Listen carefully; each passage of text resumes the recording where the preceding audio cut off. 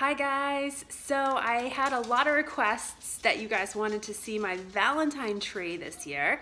So I didn't actually record putting it together, but I'm gonna give you a tour of what it looks like now, and I'll try to explain as best as possible what I did to get the effect that I got. Here it is.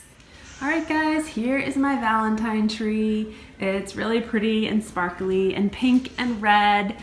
And I'm loving it because I didn't have to take my tree down this year. I just kept it up. A lot of the decorations from Christmas, I actually kept on it. For Valentine's Day, I just added some things. I did take down like the Christmassy stuff. I did have some like Santas and some ornaments that were like Christmas. So I did take those down, but I added a lot of other stuff to it to kind of give it that extra pop of Valentine. So, as you can see, here are those foam hearts that I got from the Dollar Tree. There's another one up top. I scattered those kind of around the tree.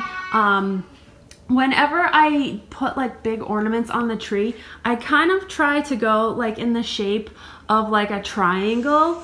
I've found that like when I'm like in design in general, things are more appealing to the eye when they're kind of in the shape of a triangle. So like this one here, and then there's actually another one around the corner, this one. So you can kind of like connect the dots with them and like make triangles around the tree. So those are those foam hearts from the Dollar Tree. I did buy 6 of them, and all 6 are on there. Also, the clusters of roses. I stuck all of those rose picks that I got from the Dollar Tree in the tree as well. And again, I kind of follow that same rule. I make like triangles as I go. So like a grouping here, a grouping there, a grouping there. It kind of makes like a triangle. And the same for like down here. One here, one here, one there. Like a triangle. and I kind of do that with all of my decorating just so that I know that it looks good and that like things aren't like symmetrically right next to each other. I think when they're in groups of 3, they tend to look more pleasing.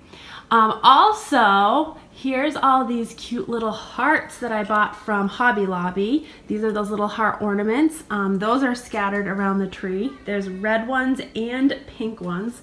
There's a pink one right there. So cute. I really, really love those. Now, like I said, in addition to like a lot of the red and pink stuff, I have a lot of my Christmas stuff that was on here from Christmas time. And that is like a lot of the icicles, a lot of the silver. Like you can see a lot of these clear beads, which, you know, they really work well. Since there is still snow outside at my house, you know, it's still icy and cold, I thought it would still work well with the whole Valentine theme.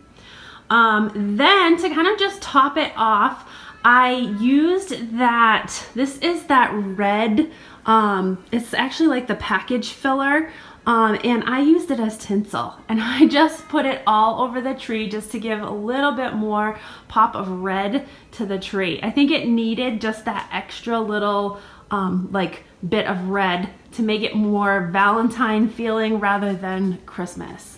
And I used almost a whole bag of it, and again I just grabbed like bunches of it and just like strung it up like you would normal tinsel.